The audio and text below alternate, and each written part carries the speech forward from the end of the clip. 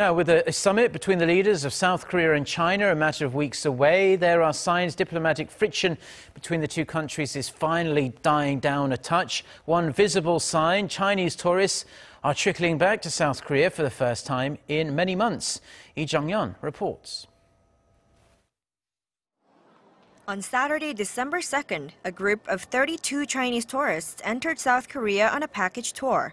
Not normally remarkable, except that it was the first Chinese tour group to come to the country in almost 9 months, signaling an easing of diplomatic tensions between South Korea and China over the deployment of the U.S. missile defense system THAAD back in March.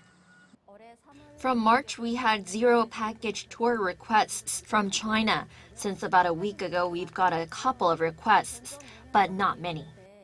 The number of Chinese tourists dropped some 61% on year, which is estimated to have cost the South Korean economy some $6.5 billion in lost revenue.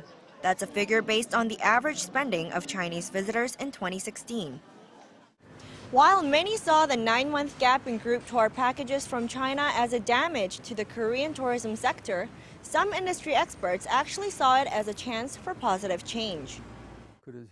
Since 2013, China had outpaced Japan to become the main source of visitors to South Korea, but most of them were on what we call package dumping tours, which are shallow, low-quality tours at low prices. The expert added that this year's lull has served as a time for the tourism industry overall to reflect.